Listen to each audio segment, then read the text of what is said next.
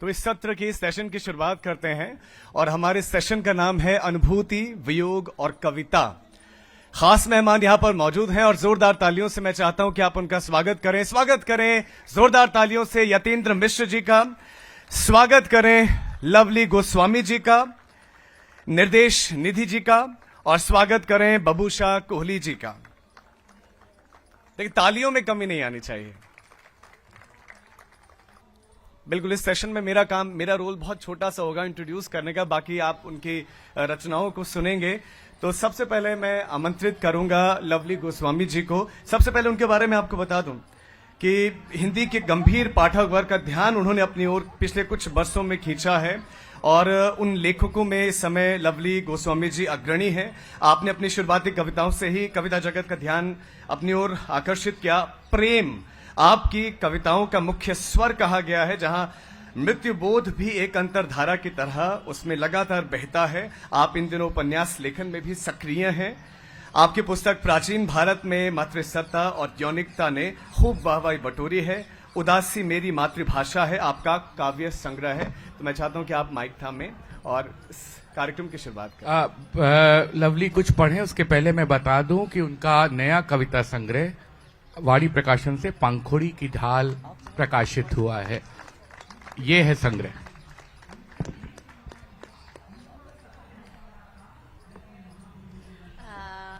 ये नया संग्रह, आवाज आ रही है? हाँ, आ रही है आवाज?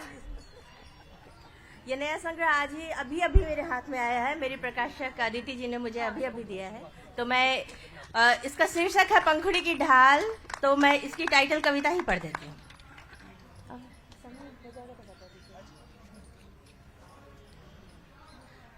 ईश्वर के आंसू की दो बूंदें आसमान से एक साथ जमीन पर गिरी, इस तरह हम दोनों जन्मे। ईश्वर से हम कभी पूछ नहीं पाए कि वे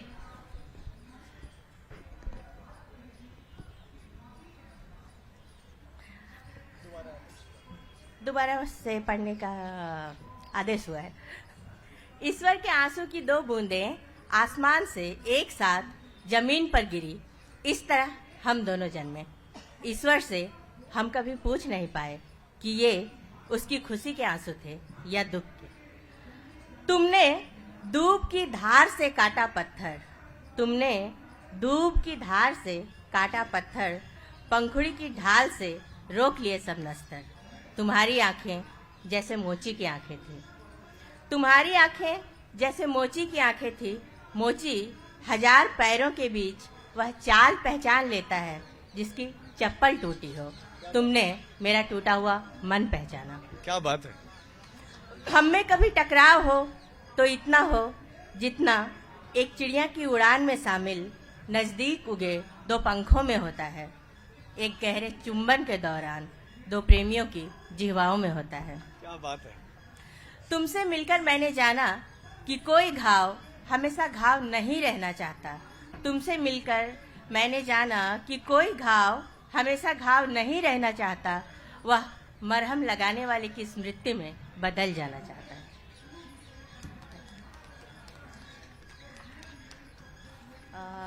ये कविता का शीर्षक है डाकघर।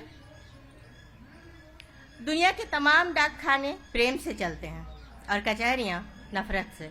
कोई हैरत नहीं कि डाकघर कम होते गए और कचहरियाँ बढ़ती चली गईं।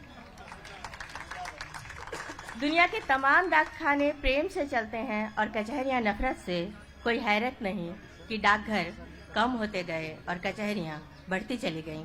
हम दोनों रोज कम से कम एक चिट्ठी तो एक दूसरे को लिख ही सकते हैं, या फिर तुम कभी कभी मुझे कोई किताब भिजवाना।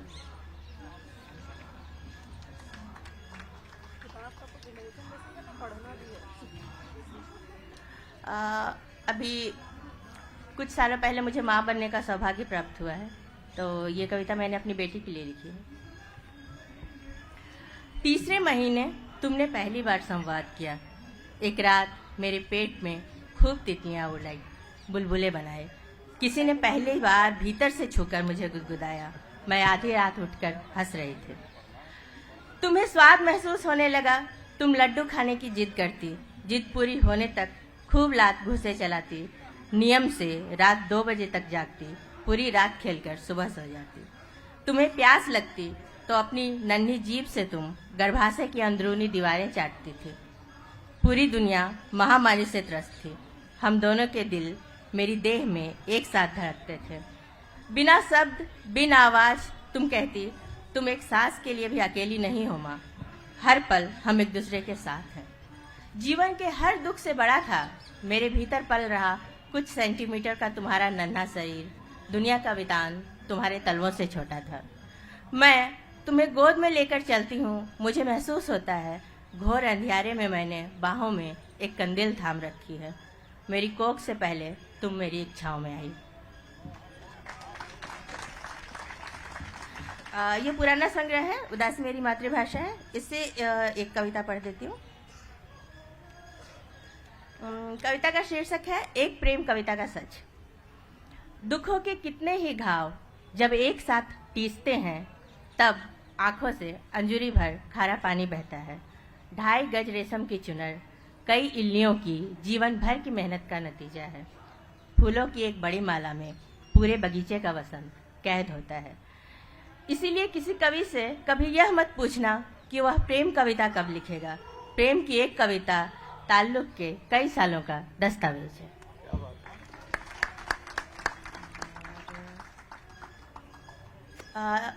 समय है ना? इस कविता का शीर्षक है कविता की असंख्य परिभाषाएं हैं। तुम्हें चूमने से पहले तुम्हारी नाक की नोक से मैं अपनी नाक की नोक दबाती हूँ। मुझे वह दबाव महसूस होता है जो कविता का पहला शब्द लिखने से पहले कलम की नोक कागज पर डालती है। थोड़ी झिझकती सी उत्सुक दाग। मैंने माँ के पैर गुनगुने पानी भरी तस्तरी में डुबोकर उसकी विवाइयाँ पुराने टूथब्रश से साफ की, उस पर पेट्रोलियम जेली लगाई। उसके चेहरे पर मुझे महसूस हुआ सुख, उष्ण और मुलायम, जो एक कविता पूरी कर लेने पर होता है। सर्दी की एक सुबह पैरों पर बच्चे को निर्वसन लेटाकर मैंने उस पर सरसों का तेल मला।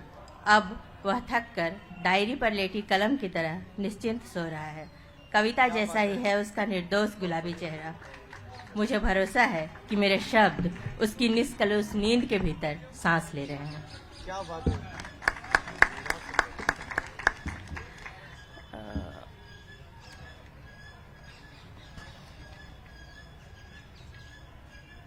इस कविता का शीर्षक है दुनिया का शब्दकोश। ये समाज पर एक टिप्पणी है मेरी तरफ से। जहां मैं पली बढ़ी वहां के मनुष्यों में अहंकार का आदिवास था। इतनी उथली थी उनकी गागर कि बात बात पर छलक जाती थी। कमजोर फिनाइल पी लेते, बहादुर तलवार लाठी लेकर दूसरों को मारने निकल पड़ते। मैं कभी इतनी बहादुर न हुई कि मर जाने का सोचूं। मैंने मृत्यु को तवज्जो देने लायक क्षणों में भी जीवन को चुना। मौत के करीब आदमी के मन में जीवन के दृश्य होते हैं। मृत्यु के पार क्या है कौन जानता है। अपमान के जवाब में हमेशा दुख रहा, प्रतिशोध नहीं। यह भी सोचने की बात है कि इस दुनिया में आत्मरक्षा के नाम पर रिवॉल्वर का लाइसेंस खरीदा जाता है, बुलेट प्रूफ जैकेट नहीं। भय ने बिना शोर किए शब्द की परिभाषा बदल दी और हम कुछ नहीं कर पाए। कोई गलती इस दुनिया की बुनावट में ही है। औजार गलाकर हथियार बनाने के नारे यहाँ आम हैं, लेकिन कोई नारा यह नहीं कहता कि हथियारों को गलाकर औजार बना लो। भाषा के मुहावरे में शौर्य और क्रोध हर जगह ओवररेटेड है। कला बेचारी प्रेम की तरह हर जगह अपमानित। आप गला ठीक से काटना जानने को कला मत कह देना। कुछ लोग प्रतिहिंसा को न्याय कह देते हैं और प्रेम में डूबे मनुष्य को नकारा। युद्ध के रसिकों को न सन्यासी पसंद आते हैं न प्रेमी। डिक्शनरी से याद आया, अक्सर मैं यह सोचती हूँ कि डिक्शनरी सी होनी चाहिए यह दुनिया, जहाँ हर लफ्ज के लिए जगह हो और हर लफ्ज काम आ सके किसी दूसरे लफ्ज के अर्थ को साफ करने के लिए। क्या बात।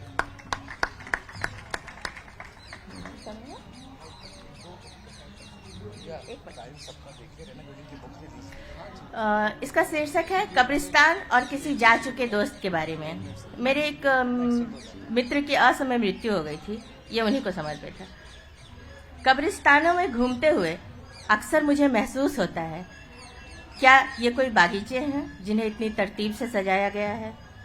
क्या हर एक ताबूत एक बीज है जिसे इतने एहतियात से गाड़ा गया है जैसे उससे कोई अंकुर फूटेगा? मौत बेरहम है, लेकिन कितनी सुघड़ है, अपने टहलने के लिए बगीचे लगा रही है। ऐसे ही किसी कब्रिस्तान में घूमते हुए मुझे तुम याद आए और मुझे यह इल्म हुआ कि हम किसी की भी जिंदगी से 2 बार तो जाते ही हैं, एक बार संबंध की तरह, दूसरी बार सूचना की तरह। धन्यवाद।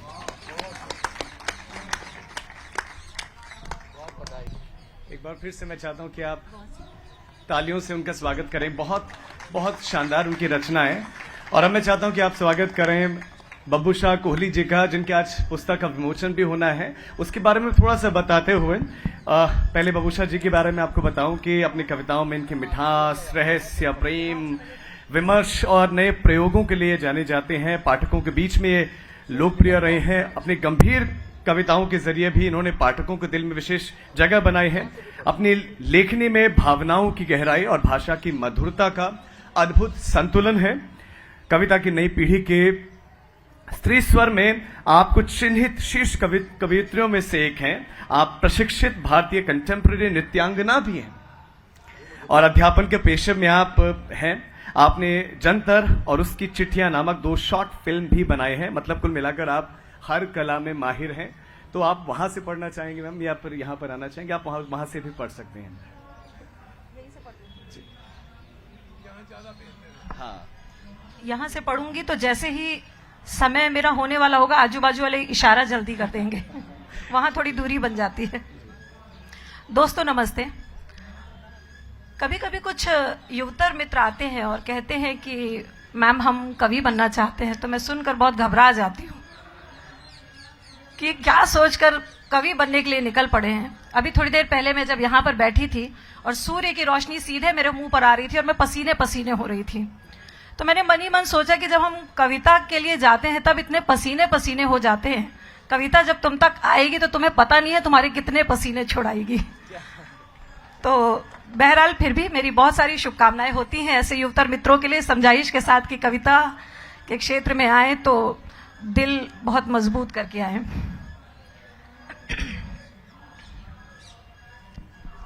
मुझे जानकारी थी कि एक बातचीत का सत्र है और अभी पता चला कि यहाँ कविता पढ़नी है, तो अभी तुरंत फुरत में मैंने कुछ कविताएं चुनी हैं। आप अपनी बात भी साथ में रख सकते हैं। मैं तो रखती जा रही हूँ। और वैसे कविता में भी हम अपनी बात ही तो कहते हैं, तो कितना बेहतर है कि हम कविताएं ही पढ़ें अपनी।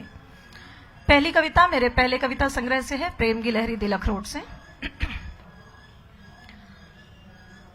मौत छुआने वाली औरतें जीती हैं कम, जीने का स्वांग करती हैं ज्यादा। मौत छुआने वाली औरतें जीती हैं कम, जीने का स्वांग करती हैं ज्यादा। मरने का स्वाद जीने नहीं देता, जीने की भूख मरने नहीं देती। कपड़े और मन बदलने के बीच बहुत तेज भागती उम्र कमबख्त। प्रेम में सिर तक डूबने के बाद बच गई औरत अपने किरदार में इतनी पक्की हो जाती है, उबरती है कम, उभरी हुई दिखती है ज्यादा। प्रेम में सिर तक डूबने के बाद बच गई औरत अपने किरदार में इतनी पक्की हो जाती है, उबरती है कम, उभरी हुई दिखती है ज्यादा। उबरने में डूबी हुई औरत खाना कम खाती है, पानी पीती है ज्यादा, सुनती कम है, ऊंची आवाज में बात करती है ज्यादा, गुस्सा कम करती है, माफ करती है ज्यादा। कहानियां कहती है ढेरों, कहानियां कहती है ढेरों, मुश्किल जगहों के आसान पते बता देती है। घड़ी देखती है बहुत ज्यादा, कम भेजती है चिट्ठियां, कम भेजती है चिट्ठियां। पुरानी पढ़ती है ज्यादा, समझती कम है, समझाती है ज्यादा। जो कहीं जिक्र हो जाए उस आदमी के नाम का एकदम से चुप हो जाती है। जो कहीं जिक्र हो जाए उस आदमी के नाम का एकदम से चुप हो जाती है। उबरने में डूबी हुई औरत बैठना नहीं छोड़ती भगवान के पास, पूजती है कम, कोसती है ज्यादा।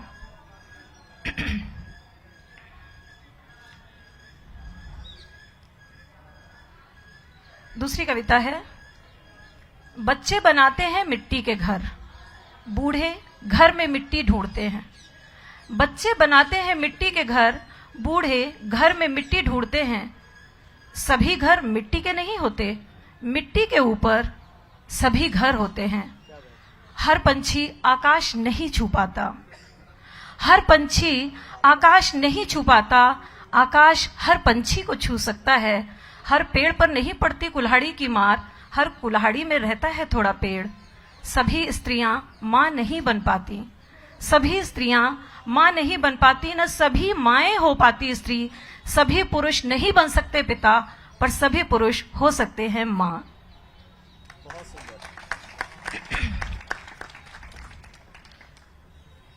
अगली कविता है जब रुलाई फूटे। जब रुलाई फूटे किसी पेड़ से लिपट जाना, जब रुलाई फूटे किसी पेड़ से लिपट जाना। लॉकेट की तस्वीर में बेजान बालू भर लेना, किसी भूरे पत्थर को दिल की धड़कन सुनवाना। इंतजार करते हुए लकड़ी की बेंच बन जाना, बेबस घाटों सा कट जाना, कपड़े लत्तों सा फट जाना। किनारियां उठा के सी देना, रहमत का पुल बन जाना। दुख को हांडी में सेकना, दुख को हांडी में सेकना। चूल्हे में सीली लकड़ियां सुलगाना, लपटों से अपनी धधक कहना। मुट्ठी भर मिट्टी उठाना, भुरभुरा के ढह जाना। बारिशों में भीगना, बागों में बरसना। समंदर में बूंद बन फना हो जाना। दिल निकालना, दिल निकालना। ब्लैक टी में घोल कर गटक जाना, पपीहे के कंठ में अटक जाना। मजारों में हर रंग के दर्द बांधना, ख्वाहिशों को गाय की सींगों में फंसा देना। रेलवे स्टेशन निकल जाना, भिखारियों का भूखा पेट देखना। हिजड़ों को सूखा पेट दिखाना, उनके दुआओं वाले हाथ जबरन सिर पर रख लेना। सिक्के बराबर आंसू बन जाना, गरीब की कटोरी में छन्न से गिर जाना। सुनार से एक अंगूठी बनवाना, उस पर मोती बराबर नींद की गोली जड़ देना। आधा गिलास पानी में फड़फड़ाना, छटपटाना और डूब जाना।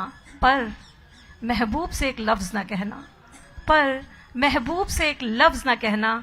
कंकड़ पीठ में चुभने देना, मिट्टी ओढ़ना, चुपचाप सो जाना। नरम चीजें टूटती नहीं, नरम चीजें टूटती नहीं। नरम चीजें हवा की तान पर डोलती भर हैं, कभी ऊंचे तो कभी मध्यम लय पर। नरम पत्ते, नरम लकड़ी, नरम रुई, नरम फूल, नरम सुर कभी टूटते नहीं। ये तो सख्त चीजें हैं जो टूट जाती हैं ठक से, ये तो सख्त चीजें हैं जो टूट जाती हैं ठक से। कांच का गिलास टूट जाता है, पानी नहीं टूटता। कांच का गिलास टूट जाता है, पानी नहीं टूटता। टूट जाती फूलों की माला, फूल की सुगंध नहीं टूटती। तुमने क्या सोचा मेरा दिल तोड़ना इतना आसान काम है?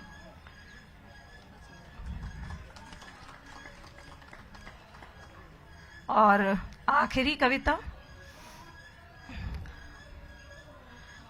प्रेम में जब हम पढ़ते हैं तो गालियों के बिना कोई प्रेम संपन्न नहीं होता, बड़ी गालियां होती हैं प्रेम में।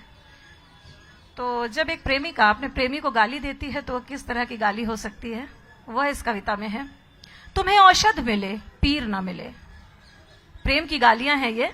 तुम्हें औषध मिले पीर ना मिले, दृष्टि मिले दृश्य ना मिले, नींदें मिले स्वप्न ना मिले, गीत मिले धुन ना मिले, नाव मिले नदी ना मिले।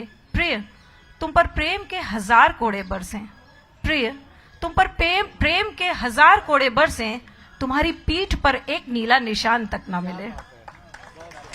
आप सबने मुझे बहुत सब्र से सुना, इसके लिए शुक्रिया। और अब स्वागत कीजिए निर्देश निधि जी का, जो कि एक संवेदनशील लेखिका है, कवित्री है। आपकी रचनाओं में जीवन, प्रकृति और मानवीय संवेदनाओं का गूढ़ चित्रण मिलता है। आपकी प्रसिद्ध कृति नदी नीलकंठ नहीं होती पाठकों को जीवन और अस्तित्व के विभिन्न पहलुओं पर चिंतन करने के लिए प्रेरित करती हैं। आपके शब्दों की सरलता और भावों की गहराई ने आपको हिंदी साहित्य के समकालीन कवियों में एक विशिष्ट स्थान प्रदान किया है। आपकी चर्चित पुस्तकों में नदी नीलकंठ नहीं होती, सैरोगेट मदर शामिल हैं। आपकी कहानियां और कविताएं रिले रेस, चंद कदम, खुसरो दरिया, प्रेम का परिवर्तन, काव्य आदि कई संकलनों में प्रकाशित हो चुके हैं। तो जोरदार तालियां निर्देश निधि जी के लिए। सभी को मेरा यथायोग्य अभिवादन। सभागार में जितने भी लोग उपस्थित हैं, आदर और स्नेह के साथ मुझे प्रकृति बहुत मेरे दिल के करीब रहती है, तो मैं कहती हूँ कि अगर आपका पेट भरा है और आप स्वस्थ हैं तो फिर प्रकृति पर ध्यान। आप ठीक है जी? अभी ठीक है जी। तो मेरी जो कविताएं होती हैं प्रकृति के बहुत ज़्यादा नज़दीक रहती हैं। सबसे पहली कविता भी मैं प्रकृति के ऊपर ही सुना रही हूँ। पंचतत्व, क्योंकि हमारा शरीर पंच तत्वों से बना है और पंच तत्व प्रकृति के ही भीतर है सब कुछ। तो ये है, पंच तत्व ही तो थे मेरी निर्मिति के आधार। पंच तत्व ही तो थे मेरी निर्मिति के आधार। जल, वायु, अग्नि, धरती और आकाश। कहते हैं कि वे कभी चुकते नहीं, असंतुलित तो कभी होते ही नहीं। पर चुक रहे हैं तालाब, सूख रही हैं नदियां, सूख रहा है पंच तत्वों का मुखिया जल। पसार रहा है अगन पाखी पर, घुट घुट दम तोड़ रही है हवा। हृदयहीना हो रही धरा, लंपट हो रहा आकाश। मैं डरी सहमी सी देख रही हूँ अपनी देह से बूंद बूंद रिश्ता तत्व। कितनी भयावह दिख रही हूँ मैं खुद को, कितनी भयावह दिख रही हूँ मैं खुद को। सूखे अकड़े दंड सी मात्र एक तत्व के बिना अधूरे तत्वों में। क्या यूं ही झरने लगेंगे मेरी देह से एक एक कर सब तत्व, और फिर मैं नहीं ले सकूंगी आकार। कहते हैं कि मनुष्य योनि में आकर ही कोई मुक्ति प्राप्त कर सकता है। तो ये हमारा शरीर जो है एक आकार पंच तत्वों से मिलकर जो बनता है, तो क्या मैं नहीं ले सकूंगी कोई भी आकार? आकार जो होता है मुक्ति पथ का द्वार। भटकती फिरूंगी यूं ही निराकार। बात यहीं खत्म होती तो फिर भी ठीक था, बात यहीं खत्म होती तो फिर भी ठीक था। पर पंच तत्व तो एक एक कर झरने लगेंगे सभी की देहों से, देखना एक दिन जी। यह मेरी पहली कविता। एक और मैं प्रकृति के ऊपर सुनाती हूँ। हमारी प्रकृति अगर हमारी सबसे बड़ी पालक है तो वही हमारी सबसे बड़ी संहारक भी है। अगर हम उसका ध्यान नहीं रखेंगे तो निश्चय ही सबसे बड़ा संकट हमें ना तो किसी धर्म से है, ना किसी जाति से, देश से, ना किसी शहर, किसी से नहीं है। हमें प्रकृति से ही सबसे बड़ा संकट है। आदमी ये समझता नहीं है और प्रकृति का दोहन अंधाधुंध करता जाता है। तो मेरी ये एक पारिस्थितिकी तंत्र पर एक छोटी सी कविता है। बनी रहेंगी जीवन श्रृंखलाएं तब तक, बनी रहेंगी जीवन श्रृंखलाएं तब तक जब तक श्वानों को भाता रहेगा इंसानों का सानिध्य। खाता रहेगा जंगल का राजा निर्मम हो निर्दोष चंचल हिरणों को।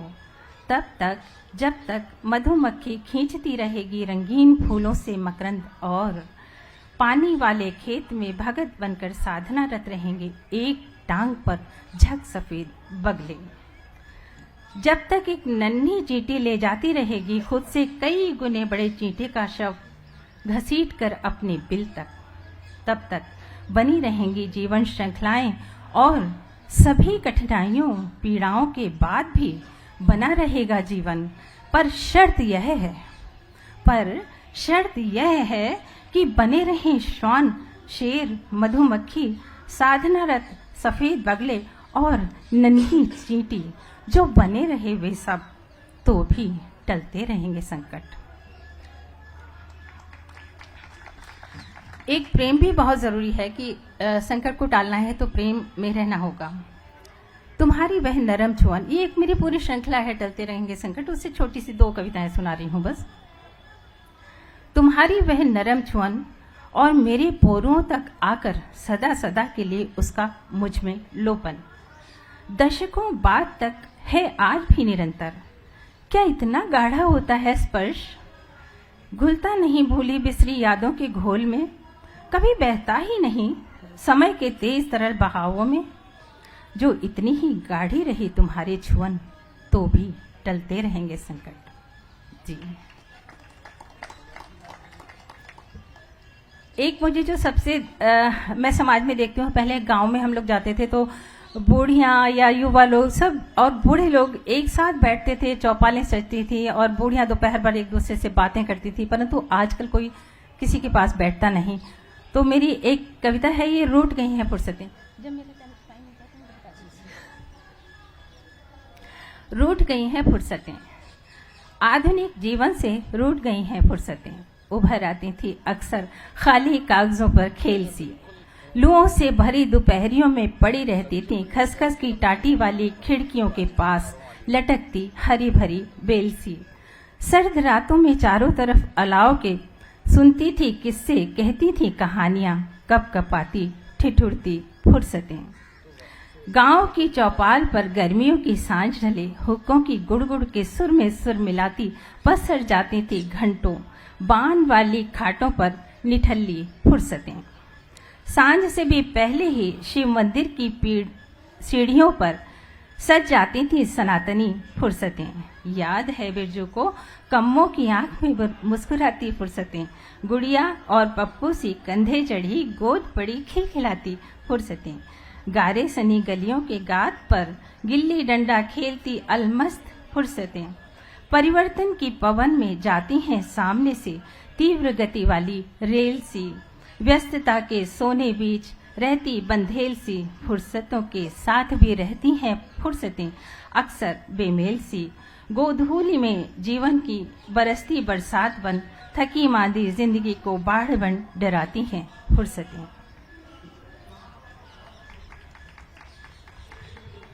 और स्त्री होकर अगर मैंने स्त्री की बात नहीं कही तो नाइंसाफी होगी।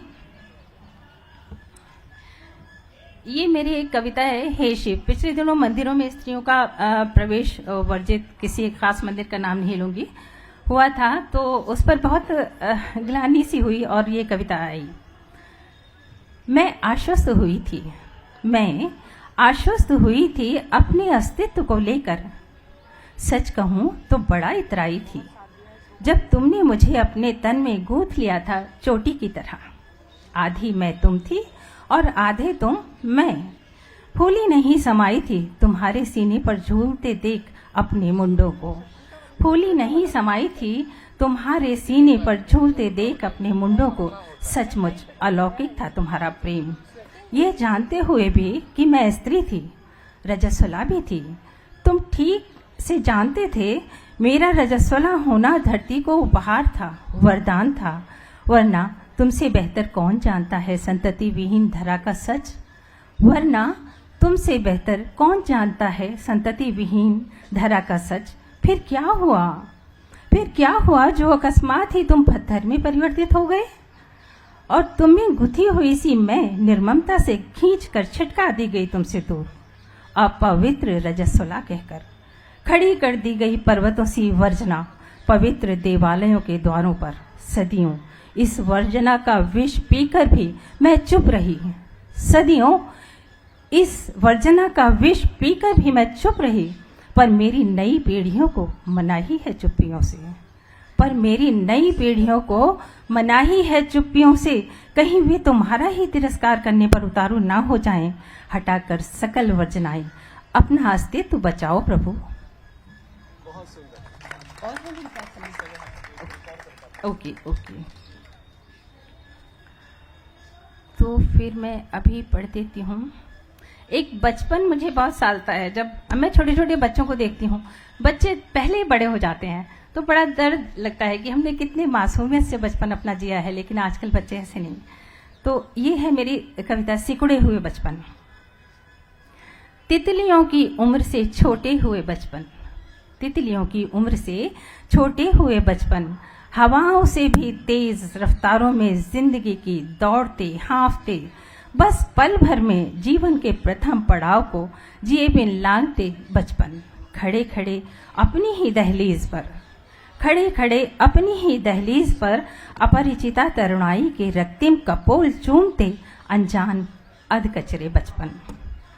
अपनी अनमोल अक्षमताओं को बड़ों की क्षमताओं से तोलकर समय के सिंधु में तर कोरे कपड़े से सिकुड़े हुए बचपन। विलुप्तियों के जोहड़ की ढांग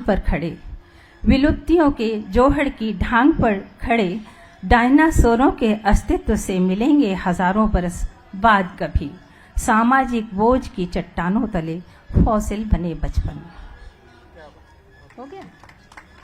धन्यवाद, मुझे इतनी शांति से सुनने के लिए बहुत धन्यवाद। और अब आप स्वागत करें यतीन्द्र मिश्र जी का। यतीन्द्र जी कवि हैं, संपादक हैं, संगीत संगी हैं।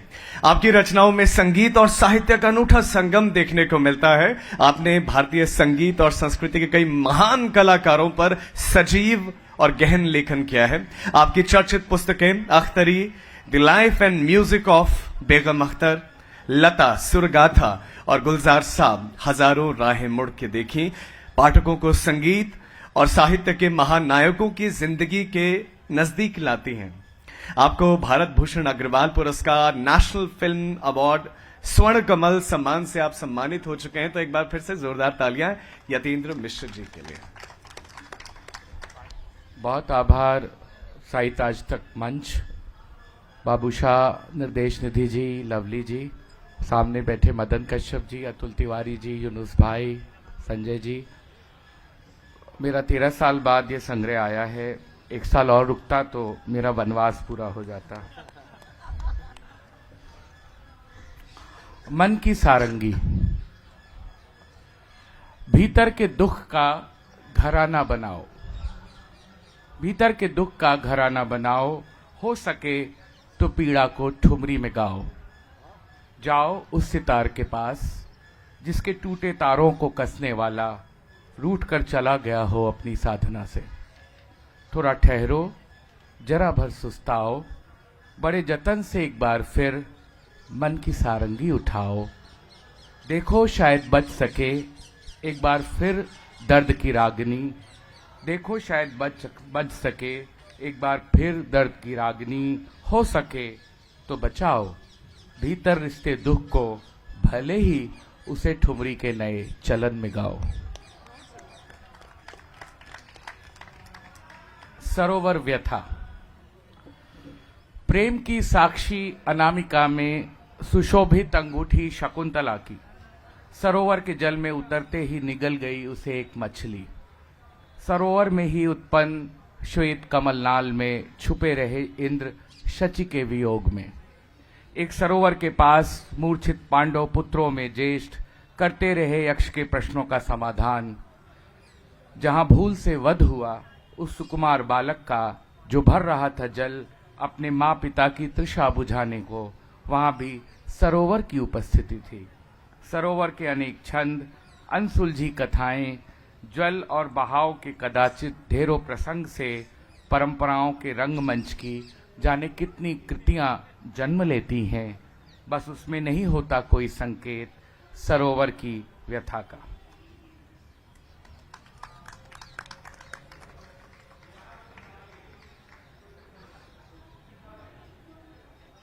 मुझे टोक दीजिएगा। हाँ, चूड़ामणि। वैदेही ने उतार कर दे दी चूड़ामणि, बताना रघुवीर को अरण्य से लगते एक स्थान को जिसे लंकाधिपति अशोक वाटिका कहता है, वहीं कारावास गुजारती शोक में है अयोध्या की कुलवधू। महावीर ने चूड़ामणि ऐसे संभाली जैसे संभालती है एक गर्भिणी अपने गर्भ को अत्यंत दुलार और आदर से।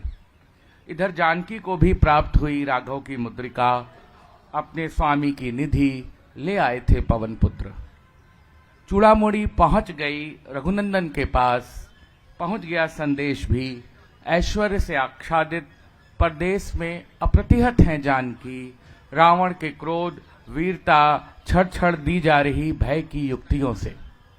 एक जय कथा इस तरह भी जाती है इतिहास में, जहां पराक्रम और सत्य के सहोदर में चूड़ामणि स्त्री का एक आभूषण युगों तक विमर्श में चला आता है।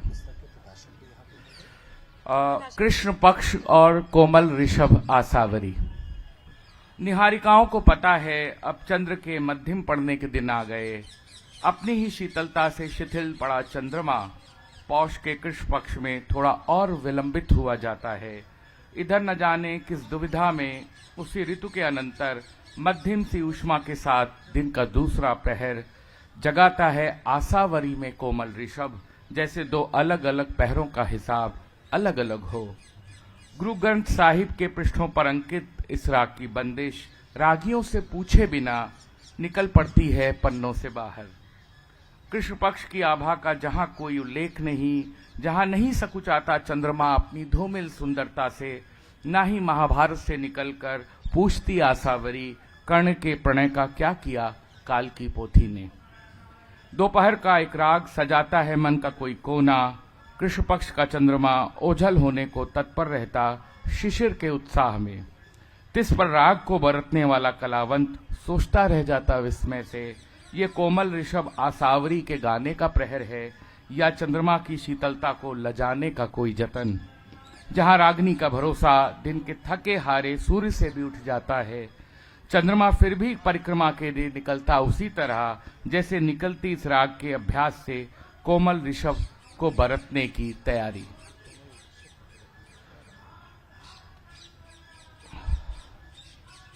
मांड और अल्लाह जिलाई बाई, ये मांड गाया जाता है राजस्थान में और अल्लाह जिलाई बाई बहुत बड़ी गायिका हुई उसकी।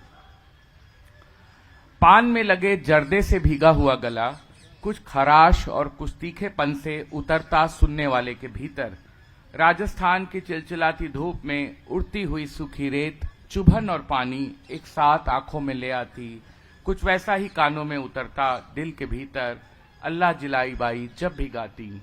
आवाज का वजन भी होता है, खारेपन के साथ कुछ तरल सा, तीखे और मीठे की चाशनी से बनी जुगलबंदी मरु के रहस्य को खोलने का बहाना ढूंढती। उन्हें सुनते हुए मन में बात उठती अक्सर, क्या उनके गाए मांड के स्वर पहुंचते होंगे कभी कुलधरा के वीरान घरों तक? क्या मूमल और गड़गोड़ वैसे ही उतरता होगा जैसलमेर में पटवों की हवेली, झरोखेदार खिड़कियों, मेहराब की छतरियों वाले मकानों के भीतर? क्या सुर की कोई स्थायी वेदना होती है जिसे सुनकर रेत में चलने वाले कदम भारी हो जाते हैं उस क्षण? कुर्जा पक्षी की पीड़ा और उसका गायन किस गली में जाकर थमता है? कभी कभी ये भी लगता मरु में जहां भी थोड़ा सा जल है वहां उगा हुआ है बिना खाद मिट्टी के सलोना कचनार, धूसर रेत पर बिछलता सतरंगी पाक सा भावना का रंग।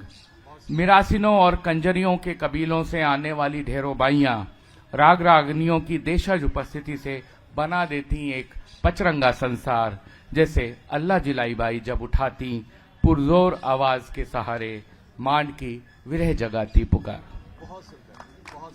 एक आखिरी कविता पढ़ दे रहा हूं। मेरी माँ नहीं रही 6 महीने पहले, तो मेरे लिए वो बहुत बुरा समय था। इस संग्रह में जो कल लोकार्पित होगा उसमें बहुत सारी माँ की स्मृतियों पर कविता है। एक कविता छोटी सी, अब कहीं नहीं। उस चादर का क्या होगा शव के साथ जाने पर जो घाट पर ही छूट गया? उन चूड़ियों को कौन संभालेगा अंतिम विदा के क्षण हाथों से जो रीत गईं? वे साजो सामान क्या करेंगे रुखसती के बाद जिन्हें बेवजह जलावतन किया गया? वे चीजें, बातें और स्मृतियां अब कहाँ होंगी जो जीवन के बाद भी होकर अब कहीं नहीं है? धन्यवाद। हमारे सभी मेहमानों के लिए एक बार फिर से जोरदार तालियां हो जाएं। और बबूशा जी की पुस्तक का विमोचन का कार्यक्रम भी है, तो एक बार फिर से जोरदार तालियां हो जाए। मैम, पुस्तक के बारे में भी बताएं, कहां से लोग इसे खरीद सकते हैं, प्रकाशक, सारी जानकारी आप ही दें। आज के इस तेज भागते युग में जहां एक क्लिक पर खाने के विकल्पों से लेकर संबंधों के विकल्प तक उपलब्ध होते हैं, यह दो ऐसे पात्रों की कथा है जो एक दूसरे को चिट्ठियां लिखते हैं। ये बैकग्राउंड म्यूजिक के साथ इस उपन्यास का स्वागत हो रहा है, तो बहुत ही खुशी की बात है मेरे लिए। तो ये दोनों पात्र एक दूसरे को लंबे समय तक चिट्ठियां लिखते हैं, ना एक दूसरे से बहुत समय तक मिलने की इच्छा करते हैं, ना ही उनके मन में ऐसी कोई वासना आती है जैसी हम आज के समय में सोच पाते हैं कि जब दो लोगों के बीच में संबंध गहराता है तो वे किन आयामों तक जाते हैं।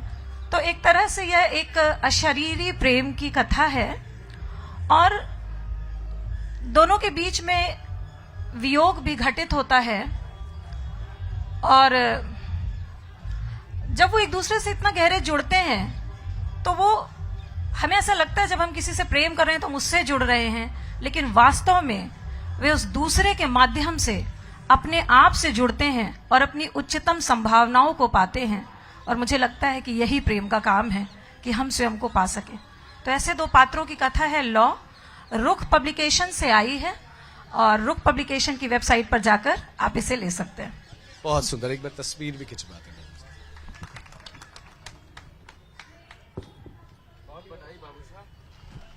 बाबूशाह जी को बहुत बधाई। मैं बस आपसे यही कहूंगा कि मैं लेखिका की तारीफ नहीं करूंगा, किताब के स्वागत की तारीफ है। आपसे सिर्फ ये निवेदन है कि अगर आपने बाबूशाह के लेखन को पहले नहीं पढ़ा है तो भी इस किताब को जरूर खरीदे। एक लेखक अपने समवयसी लेखिका के लिए यही उम्मीद कर सकता है कि उसकी किताब जल्दी से जल्दी खरीदी जाए, बिके और उसका पहला संस्करण समाप्त हो। थोड़ा सा हम लोगों को उसमें दावत दे देना जब बिक जाएगी तो। और बहुत बहुत बधाई आपको इस कहानी संग्रह के लिए। दो पेन फ्रेंड्स की बात है, अशरीरी नहीं है, अशरीरी है, शरीरी नहीं है, ये सब बताने की कोई जरूरत नहीं थी आपको, क्योंकि बहुत सारे राज रहने चाहिए। और उपन्यास से तो इतना अनुभव नहीं है, मुझे लगता है कि हमेशा ये कहा जाता है कि महाकाव्यात्मक उपन्यास लिखा जाए। जो कविता बहुत अच्छी लिखता है वो उपन्यास भी अच्छा लिखेगा। और भारतीय संदर्भ में ये बात कहनी चाहिए कि कभी भी साहित्य की तुलना साहित्य से नहीं होती, कभी भी कला की तुलना कला से नहीं होती। हम कभी भी नहीं कहते कि एक कविता उतनी अच्छी है, हम कहते हैं what a lyrical poetry, what a photographical story, what a magnificent poetry. मतलब आप सिनेमा पे कविता कर, सेल्यूलाइट पे पोएट्री, मतलब सिनेमा को कविता से तुलना करते हैं, कविता को संगीत से तुलना करते हैं, संगीत का साहित्य से तुलना करते हैं। मैं चाहूंगा कि ये लॉ उपन्यास खूब मकबूल हो, इसकी लॉ बड़ी दीप शिखा और मशाल बने। बहुत बधाई। बहुत शुक्रिया आपका यतीन्द्र जी, बहुत शुक्रिया, बहुत शुक्रिया दोस्तों। एक्स्ट्रा समय लूंगा। लवली गोस्वामी हमारे समय की बहुत अच्छी कवित्री, उनकी किताब का भी विमोचन होना है। मैं 5 मिनट ले रहा हूं समय। और यहाँ पे 3 कवित्रियां हैं साथ में और एक चौथी कवित्री भी आ गई। इनके बारे में तो मैं क्या कहूं, ये इतनी चीजें लिखती हैं, कहानी, कविता, गीत, उपन्यास, और सबका मकड़ जाल अनुलता राजनायर हैं। और मदन जी, आदरणीय मदन जी, लीजिए। हम सब के बीच में हम सब के सीनियर प्रतिनिधि के रूप में मदन जी हैं। मैं चाहूंगा कि 2 शब्द लवली के लिए बोल दें। लवली के इस संग्रह की बहुत प्रतीक्षा थी, क्योंकि इन दिनों पिछले 1.5-2 वर्षों में कविताओं में जो उन्होंने परिवर्तन किया है और जीवन अनुभव का जो विस्तार किया है जिस तरह से, हाँ, ऐसे भी मेरी आवाज़ बहुत धीमी है और ऊपर से माइक जब तो उसके बाद मैं बहुत बेचैनी से प्रतीक्षा कर रहा था कि इनका नया संग्रह आए। तो मैं आज तो कुछ वक्तव्य देने जैसी स्थिति नहीं है। मैं बहुत बधाई देता हूँ इस नए संग्रह के लिए और शुभकामनाएं देता हूँ। अभी पिछले दिनों उनका एक उपन्यास भी बहुत अच्छा आया था, वो जिसमें एक अलग तरह की फंटासी रची गई थी, और उसके बाद ये कविता संग्रह और पहला संग्रह तो था ही।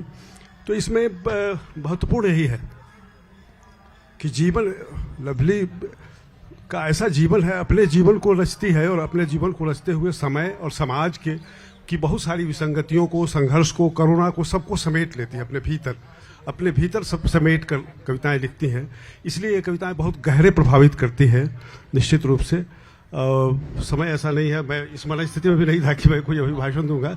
बहुत बहुत बधाई देता हूँ, शुभकामनाएं। और मैं समझता हूँ कि कुछ ही दिनों बाद बंगलुरु में इसका एक और लोकार्पण हो तो उसमें मैं विस्तार से बातचीत करूंगा। बल्कि वो तिथि भी मैं तय कर दे सकता हूँ, 22 दिसंबर को जो कार्यक्रम होगा उसमें इस पुस्तक पर ही रखा जाए सत्र, तो उस दिन विस्तार से जरूर बात करूंगा। आज तो बहुत शुभकामनाएं, बधाई। इसलिए